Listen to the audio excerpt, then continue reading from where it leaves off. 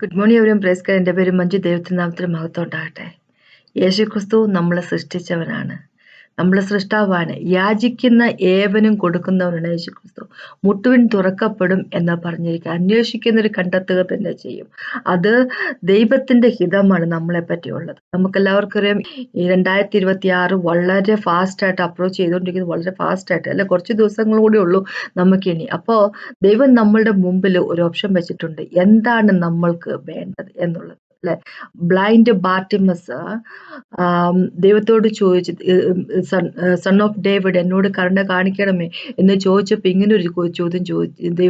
യേശുക്രിസ്തു തിരിച്ചൊരു ചോദ്യം ഇങ്ങോട്ട് ചോദിക്കുക, നിനക്ക് വേണ്ടി ഞാൻ എന്താണ് ചെയ്ത് തരേണ്ടത് അല്ലെ.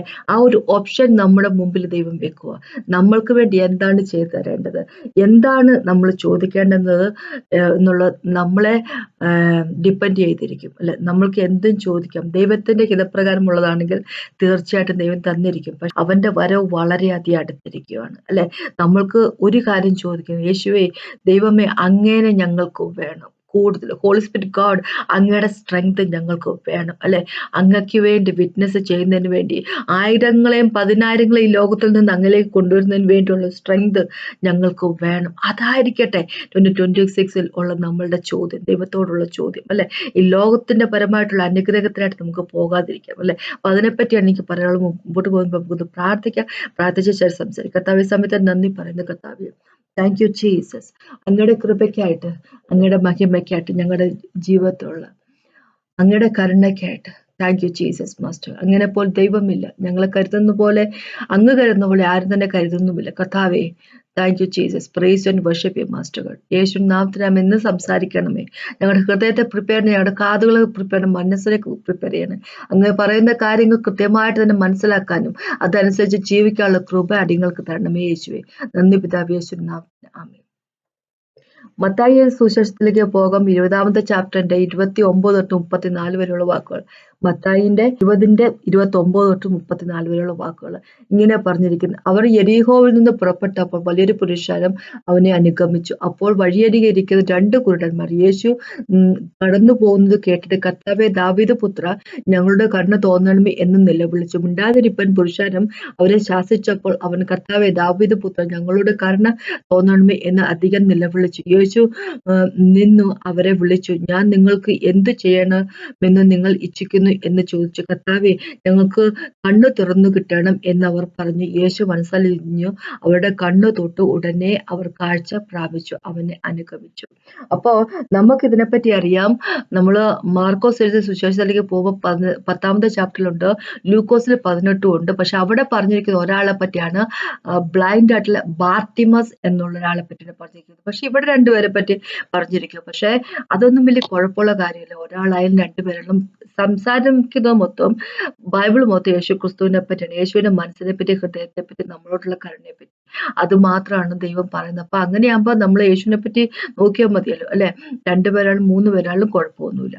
അപ്പൊ ഇവിടെ പറഞ്ഞിരിക്കുകയാണ്, യേശു യെരിഹോവിൽ നിന്ന് പുറപ്പെട്ടപ്പോൾ വലിയൊരു പുരുഷാരം അവനെ അനുഗമിച്ചു. അപ്പോൾ വലിയ പുരുഷാരം യേശുക്രിസ്തു ഗലീലയിൽ കൂടെ നടന്നപ്പോൾ, കാപ്പർനൗമിൽ പോയപ്പോഴും, പിന്നെ എന്താ പറയണ, ജെറുസലേമിൽ ഉള്ളപ്പോഴൊക്കെ കൂടെയുണ്ട്. പക്ഷെ മരണത്തിന്റെ സമയത്ത് കാൽവറിയിൽ അധികം ആൾക്കാർ ഉണ്ടായിരുന്നില്ല എന്ന് ചുരുക്കം അല്ലെ. പക്ഷെ അതെങ്ങനെയാണ്, നമ്മുടെയൊക്കെ ആവശ്യത്തിന്റെ സമയത്ത് നമ്മളെല്ലാവരും ദൈവത്തിന്റെ ഒപ്പം ഉണ്ടാകും.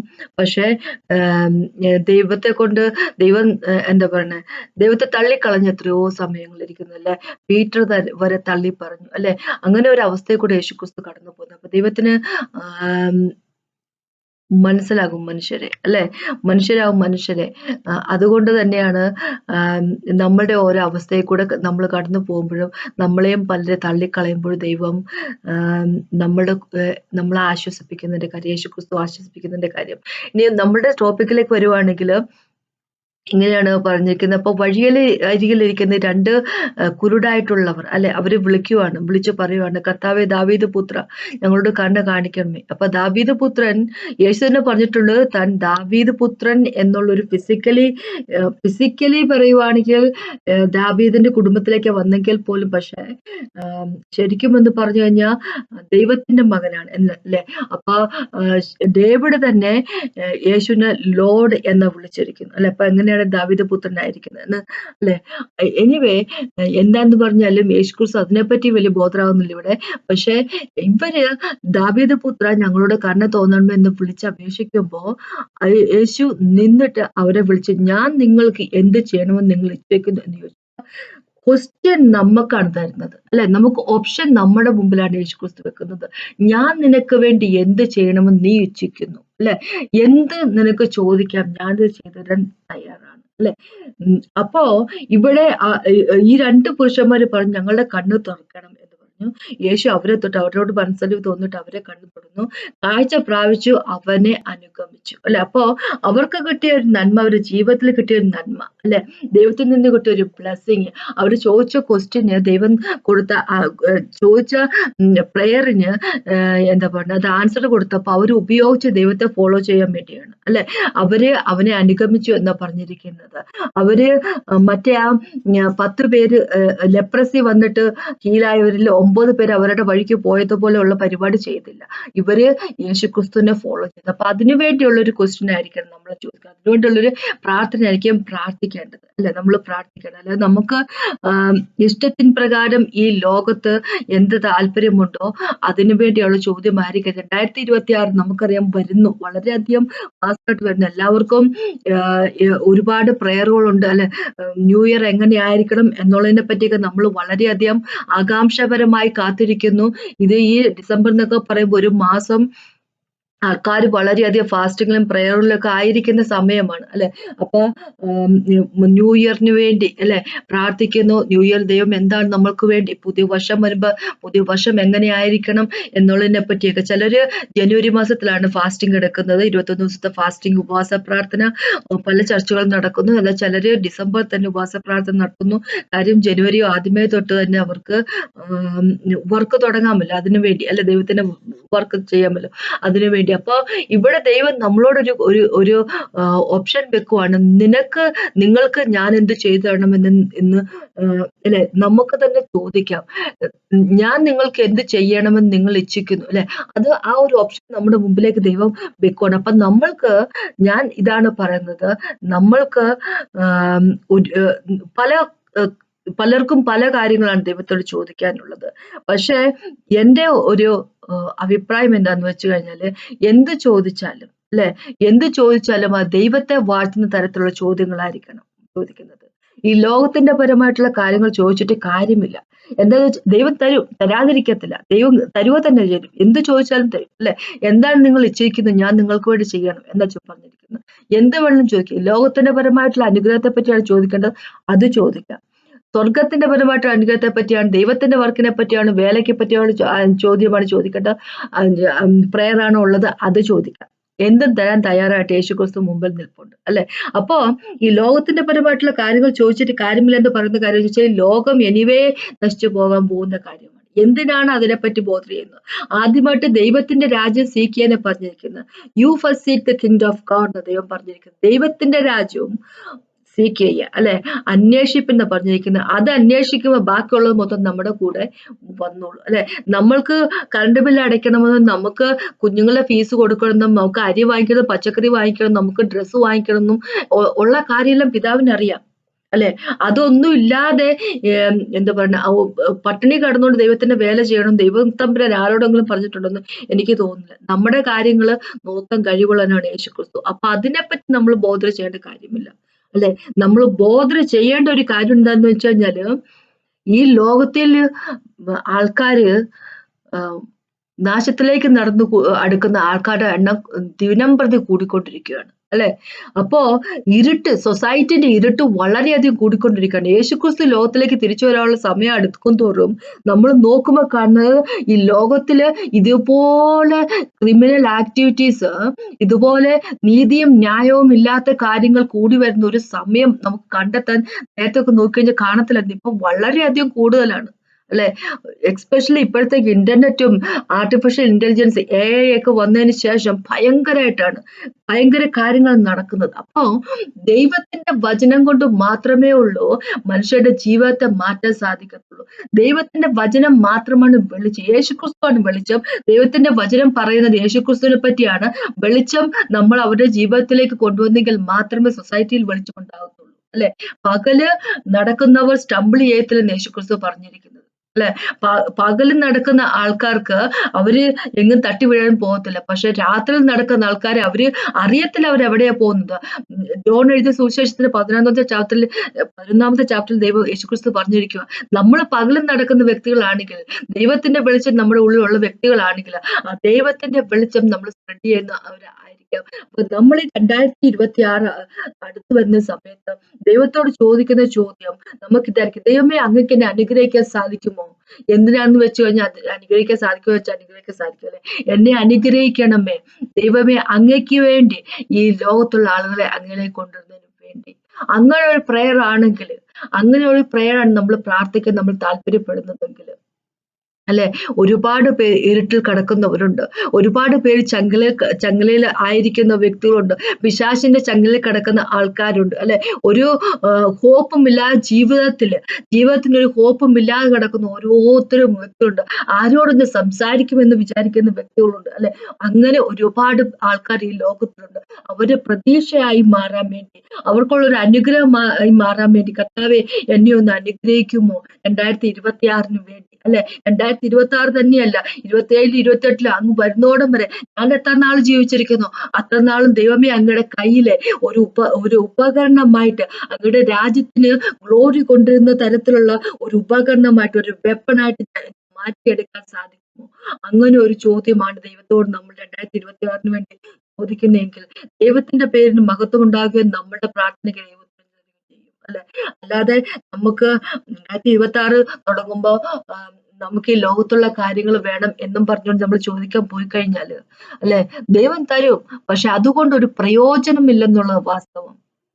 അതുകൊണ്ട് നമ്മുടെ ജീവിതത്തിന് പ്രത്യേകിച്ച് പ്രയോജനമൊന്നുമില്ല, അല്ലെ? നമ്മൾ ഇന്ന് കുറെ പണം ഉണ്ടാക്കി, കുറെ പദവി ഉണ്ടാക്കി, കുറെ ഭക്ഷണം കഴിച്ച്, കുറെ ഡ്രസ്സ് വാങ്ങിച്ച്, അല്ലെങ്കിൽ അത് ചെയ്ത് ഇത് ചെയ്ത്, അതൊന്നും ജീവിതമല്ല. അതൊന്നും ജീവിതമല്ല, അല്ലെ? നമ്മള് ആവശ്യപ്പെടുന്ന അവനെ പറ്റി ആയിരിക്കട്ടെ, യേശുക്രിസ്തുവിനെ പറ്റി ആയിരിക്കട്ടെ. ലോകത്തിൽ ഒരുപാട് മനുഷ്യരുണ്ട്. നമ്മൾക്ക് അവനെ പറ്റി ടെസ്റ്റിഫൈ ചെയ്യാം, അല്ലെ? നമ്മൾ ദൈവത്തോട് ചോദിക്കും, ദൈവമേ എനിക്ക് അങ്ങനെ അറിയണം. യോഹന്നാൻ 1 ചാപ്റ്റർ ഇങ്ങനെ പറഞ്ഞിരിക്കുന്നത്, ഞങ്ങള് നിങ്ങളോട് ടെസ്റ്റിഫൈ ചെയ്യുന്നത് ഞങ്ങള് കണ്ടയാളെ പറ്റി. ദൈവത്തിന്റെ വചനം ലോകാരംഭത്തിന് മുമ്പേ ഉണ്ടായിരുന്നു, അല്ലെ? ഞങ്ങൾ കണ്ടതിനെ പറ്റി, അല്ലെ? ആദ്യം മുതലുള്ളത് ഞങ്ങൾ കേട്ടത്, സ്വന്തം കണ്ണുകൊണ്ട് കണ്ടത്, ഞങ്ങൾ നോക്കിയതും ഞങ്ങളെ കൈ തൊട്ടതും ആയ ജീവന്റെ വചനം സംബന്ധിച്ചാണ് അവര് ടെസ്റ്റിഫൈ ചെയ്യുന്നത്. ഞങ്ങൾ കണ്ടത്, ഞങ്ങൾ കേട്ടത്, ഞങ്ങളുടെ കൈ തൊട്ടത് എന്ന് വെച്ച് കഴിഞ്ഞാല് അവര് പേഴ്സണൽ ആയിട്ടുള്ള അവരുടെ റെവലേഷനിൽ നിന്നാണ് അവര് സംസാരിക്കുന്നത്, അല്ലെ? അതൊരു ടെസ്റ്റിമണിയാണ്. ഞാൻ കണ്ടതാണ് അവനെ, അല്ലെ? ഞാൻ കണ്ടതാണ്, ഞാൻ രുചിച്ചറിഞ്ഞതാണ്, എന്റെ കൈ തൊട്ടതാണ്, എന്റെ ചെവി കേട്ടതാണ്, അല്ലെ? ആ ഒരു യേശുക്രിസ്തു, അല്ലെ? ആ ഒരു യേശുക്രിസ്തുവിനെ നമ്മൾ സംസാരിക്കുമ്പോ ആയിരങ്ങളും പതിനായിരങ്ങളും രക്ഷപ്പെടും, അല്ലെ? അപ്പോ അവരുടെ ജീവിതത്തിലേക്ക് ഒരു വെളിച്ചമായിട്ട് നമുക്ക് കടന്നു ചെല്ലാൻ സാധിക്കും. അപ്പൊ അതിനുവേണ്ടി നമുക്ക് കാണണം, നമുക്ക് കേൾക്കണം, അവനെ രുചിച്ചറിയാം, അവൻ ആരെന്ന് മനസ്സിലാകണം, അല്ലെ? അപ്പൊ അത് നമ്മുടെ ഉള്ളിന്റെ ഉള്ളിൽ നടക്കുമ്പോൾ, അല്ലെ, യേശു ആരെന്ന് മനസ്സിലാകുമ്പോൾ, യേശു എന്താണെന്ന് മനസ്സിലാകുമ്പോൾ, യേശു ഒരു മതമല്ലെന്നും, യേശു മറ്റുള്ളവർ പറഞ്ഞു തന്നെ നമുക്ക് പഠിക്കാൻ പറ്റുന്ന ഒരു കാര്യമല്ലെന്നും, യേശു ഒരു എന്താ പറയുക, നമ്മുടെ അനുഭവമാണെന്നും, നമ്മുടെ ജീവിതത്തിന്റെ എക്സ്പീരിയൻസ് ആണെന്നും, നമ്മുടെ ഉള്ളിന്റെ ഉള്ളിൽ അവൻ ഫോം ചെയ്തില്ല എങ്കിൽ, യേശു നമ്മുടെ ഉള്ളിന്റെ ഉള്ളിൽ ഉണ്ടായില്ല എങ്കിൽ, നമ്മൾ എന്ത് ചെയ്താലും ശരിയാവത്തില്ല എന്നുള്ള കാര്യം നമുക്ക് ബോധ്യപ്പെടുമ്പോ, അല്ലെ, ആ ബോധ്യത്തിൽ നിന്നുള്ള നമ്മളൊരു പ്രാർത്ഥിക്കുമ്പോ എന്താ പറയുന്നത്, അത് ആൻസർ ചെയ്യാൻ ദൈവത്തിന് താല്പര്യമാണ്. ദൈവം എന്തോ ആൻസർ ചെയ്യും കേട്ടോ. ദൈവം എന്താ പറയുക, നമ്മൾ ലോകത്തിന് പരമായിട്ടുള്ള കാര്യങ്ങൾ ചോദിച്ചു കഴിഞ്ഞാൽ ആൻസർ ചെയ്യത്തില്ലെന്നൊന്നും ഒരിക്കൽ പോലും പറയില്ല. നമുക്ക് എന്ത് വേണമെങ്കിലും ചോദിക്കാം, അല്ലെ? ഇത് ചോദിക്കാനുള്ള ഓപ്ഷൻ നമ്മൾക്കാണ് തരുന്നത്. എന്ത് വേണമെങ്കിലും ചോദിക്കാം. ദൈവം ഒരിക്കൽ പോലും നോ എന്ന് പറയത്തില്ല. ദൈവത്തിന് ദൈവം അങ്ങനെ നോ എന്ന് പറയുന്ന വ്യക്തിയല്ല. അല്ലെ? നോ എന്ന് പറയുന്ന വ്യക്തി എന്ന് പറഞ്ഞാൽ നോ എന്ന് പറയേണ്ട സ്ഥലത്ത് ദൈവം നോ എന്ന് പറയുക തന്നെ ചെയ്യും. പക്ഷെ നോ എന്ന് പറയാതെ ദൈവം മനുഷ്യർക്ക് അവരാ ചോദിക്കുന്നത് കൊടുത്ത കാര്യങ്ങളുമുണ്ട്. അത് പക്ഷെ ഡിസാസ്റ്ററിലേക്കായി തീർന്നെന്നുള്ള വാസ്തവം, അല്ലെ? ദൈവത്തിന് ഗ്ലോറി കിട്ടത്തക്ക രീതിയിൽ നമ്മൾ ചോദിക്കുവാണ് ദൈവം യേശുക്രിസ്തു കൃത്യമായിട്ട് തന്നെ നമുക്ക് ആൻസർ തരും. നമ്മളല്ലാതെ നമ്മുടെ ഇഷ്ടത്തിന് പ്രകാരമുള്ള ക്വസ്റ്റ്യങ്ങൾ ചോദിക്കും, ചിലപ്പോൾ കിട്ടും. അത് എന്താ പറയണേ, കിട്ടാതിരിക്കാൻ നല്ലത്. കിട്ടിയിട്ടുള്ളതൊക്കെ നമ്മുടെ ഇഷ്ടത്തിന് പ്രകാരമുള്ള കാര്യങ്ങൾ കിട്ടിയിരിക്കുന്നതെല്ലാം ഫ്ലോപ്പായി പോയിട്ട് ഉള്ളു. ഇസ്രായേൽ മക്കള് ഒരു രാജാവിനെ വേണമെന്ന് പറഞ്ഞു പിടിച്ച് പിടിയാലെ നിന്നു. രാജാവിനെ കൊടുക്കുക എന്നുള്ളത് ദൈവത്തിന്റെ ആഗ്രഹമാണ്, അല്ലെ? ഡേവിഡിനെ പറ്റി ദൈവത്തിന് ആഗ്രഹമുണ്ട്, അല്ലെ? സാമുവേലിന്റെ സമയം കഴിയുമ്പോഴേക്ക് ഡേവിഡിനെ രാജാവായി കൊണ്ടുവരണം എന്നുള്ളത് ദൈവത്തിന്റെ യേശുക്രിസ്തുവിന്റെ ആഗ്രഹമാണ്, അല്ലെ? പക്ഷെ അതിന് സമയമുണ്ട്, അല്ലെ? ഓരോ സമയത്താണ് ദൈവം ആൻസർ ചെയ്യുന്നത്. അതിനായിട്ട് നമുക്ക് കാത്തിരിക്കണമല്ലോ. പക്ഷെ ഇസ്രായേൽ മക്കൾ അങ്ങനെയായിരുന്നില്ല. സമയത്തിന് മുമ്പേ ചോദിച്ചവരാണ്, അല്ലെ? സമയത്തിന് മുമ്പേ ചോദിച്ചപ്പോ അന്നുണ്ടായിരുന്ന ഒരു കാഴ്ചയിൽ കൊള്ളാവുന്ന ഒരുത്തൻ, അല്ലെ? കാഴ്ചയിൽ മനസ്സിൽ കൊള്ളാവുന്ന, ഹൃദയത്തിന് നല്ലതായിട്ടുള്ളവനെ പറ്റി എന്നതല്ല പറഞ്ഞിരിക്കുന്നത്. കാഴ്ചക്ക് കുഴപ്പമില്ലാത്ത ഒരുത്തൻ, അല്ലെ? അവിടെ ഉണ്ടായിരുന്ന ആൾക്കാരെക്കാളെല്ലാം സുന്ദരനായിരുന്നു, തലയെടുപ്പുള്ള ഒരുത്തൻ, അല്ലെ? കിങ് സോൾ, അല്ലെ? സോളിനെ ദൈവം രാജാവായിട്ട് കൊടുത്തു കഴിഞ്ഞപ്പോ അതൊരു വലിയ ഒരു പരാജയമായി തീരുക ചെയ്തത്, അല്ലെ? കിങ് സോൾ വലിയൊരു പരാജയമായി തീരുക തന്നെ ചെയ്തത്. അപ്പോ നമ്മള് ചോദിക്കേണ്ട സമയത്ത് ചോദിക്കുക, അല്ലെ? ആ ചോദിക്കേണ്ടത് നമ്മൾ കൃത്യമായിട്ടുള്ള ദൈവത്തിന്റെ ഗ്ലോറിക്ക് ആയിട്ടുള്ള കാര്യങ്ങളാണ് നമ്മൾ ചോദിക്കുന്നെങ്കിൽ കൃത്യമായിട്ട് നമുക്ക് ഉത്തരം കിട്ടുക തന്നെ ചെയ്യും. അപ്പൊ എനിക്കിതാണ് പറയാനുള്ളത്. 2026 നമ്മൾ പ്രാർത്ഥിക്കും, ദൈവമേ അങ്ങയുടെ മഹത്വത്തിനായിട്ട് അങ്ങയ്ക്ക് വേണ്ടി ഒരുപാട് പേരെ അങ്ങയ്ക്ക് വേണ്ടി ഈ ലോകത്തു നിന്ന് കൊണ്ടുവരുന്നതിന് വേണ്ടി, അല്ലെ? ഒരുപാട് പേരുടെ ജീവിതം മെച്ചപ്പെടുത്തുന്നതിന് വേണ്ടി ഉള്ള ഒരു അനുഗ്രഹം, ഒരു അനോയിന്റിങ്, അല്ലെ? അഭിഷേകം, അത് എന്നെ നിറയ്ക്കണം. അതുകൊണ്ട് എന്നെ നിറയ്ക്കണം അങ്ങയുടെ പവർ കൊണ്ട്, അല്ലെ? എൻ്റെ ഉള്ളിലുള്ള മനുഷ്യൻ, പുതുതായിട്ട് ഫോം ചെയ്തിരിക്കുന്ന മനുഷ്യൻ അത് വളരെയധികം ശക്തിപ്പെടട്ടെ. അങ്ങയുടെ വഴി കൂടെ എനിക്ക് നടക്കുന്നതിന് വേണ്ടി, വീട് പോകാതിരിക്കുന്നതിന് വേണ്ടി, അല്ലെ? എൻ്റെ ഉള്ളിന്റെ ഉള്ളിൽ അങ്ങ് സൃഷ്ടിച്ചിരിക്കുന്ന പുതിയ വ്യക്തിയെ പ്പെടുത്തണമേ. അങ്ങയുമായിട്ട് ഞാൻ വളരെയധികം സ്നേഹത്തിലായി തീരട്ടെ കർത്താവേ. അങ്ങയുടെ മുഖത്ത് നിന്ന് എന്റെ കണ്ണെടുക്കാനുള്ള എനിക്ക് ഇടവരാതിരിക്കട്ടെ. എന്നും എപ്പോഴും അങ്ങയിലേക്ക് മാത്രം നോക്കിക്കൊണ്ടിരിക്കട്ടെ. എൻ്റെ ജീവിതത്തിന്റെ ഓരോ ചുവട് ഞാൻ വെക്കുന്നതും അങ്ങയ്ക്ക് വേണ്ടി മാത്രമായിരിക്കട്ടെ. അങ്ങയുടെ വചനം അനുസരിച്ചിട്ട് ആയിരിക്കട്ടെ, അല്ലെ? അങ്ങനെ ഗ്ലോറിഫൈ ചെയ്യുന്ന ഒരു തരത്തിലുള്ള ജീവിതമായിരിക്കട്ടെ ഞാൻ ജീവിക്കുന്നത്. അങ്ങനെ ഒരു പ്രേയറാണ് നമ്മുടെ വായിൽ നിന്ന് വരുന്നതെങ്കിൽ 2016 വേണ്ടി 2026 വേണ്ടി, അത് കഴിഞ്ഞുള്ള വർഷങ്ങൾക്ക് വേണ്ടി നമ്മൾ അങ്ങനത്തെ ഒരു ക്വസ്റ്റ്യനാണ്, അങ്ങനത്തെ ഒരു പ്രേയറാണ് നമ്മൾ ചോദിക്കുമെങ്കിൽ നമുക്ക് ആൻസർ തീർച്ചയായിട്ടും കിട്ടിയിരിക്കും. അപ്പൊ അങ്ങനെയുള്ള കാര്യങ്ങൾ നമുക്ക് ചോദിക്കാം. അതിനെപ്പറ്റിയാണ് എനിക്ക് പറയാനുള്ളത്, അല്ലെ? മെറ്റീരിയൽ ആയിട്ടുള്ള കാര്യങ്ങൾ, ലോകത്തിന്റെ പരമായിട്ടുള്ള കാര്യങ്ങളെ പറ്റി നമുക്ക് ചോദിക്കാതിരിക്കാം, അല്ലെ? ഓപ്ഷൻസ് നമ്മുടെ മുമ്പിലുണ്ട്. അപ്പൊ അതിനെപ്പറ്റിയാണ് എനിക്ക് പറയാനുള്ളത്. നമുക്കൊന്ന് പ്രാർത്ഥിച്ചു നിർത്താം. കർത്താവ് സമയത്ത് നന്ദി പറയുന്നു. കർത്താവ്, thank you Jesus, praise you and worship you. Thank you Lord God Almighty. അങ്ങയുടെ ഹൃദയം അറിഞ്ഞ് പ്രവർത്തിക്കുന്ന വ്യക്തികളായിരിക്കട്ടെ ഞങ്ങൾ. അങ്ങയുടെ ഹൃദയം അനുസരിച്ച് ചോദിക്കുന്ന വ്യക്തികളായിരിക്കട്ടെ ഞങ്ങൾ കർത്താവേ. അങ്ങയുടെ നാമത്തിന് മഹത്വം കൊണ്ടുവരാൻ വേണ്ടി മാത്രം ജീവിക്കുന്ന വ്യക്തികളായിരിക്കട്ടെ. Thank you Jesus, praise and worship. കർത്താവ് എന്നെ കേട്ടോണ്ടിരിക്കുന്ന ഓരോ വ്യക്തികളോട് പ്രാർത്ഥിക്കുന്നു, അനുഗ്രഹിക്കുന്നു, അപേക്ഷിക്കുന്നു യേശുവിന്റെ നാമത്തിൽ. ആമേൻ. കേട്ടൻ ദൈവത്തിനകത്ത് മഹത്വം ഉണ്ടാകട്ടെ.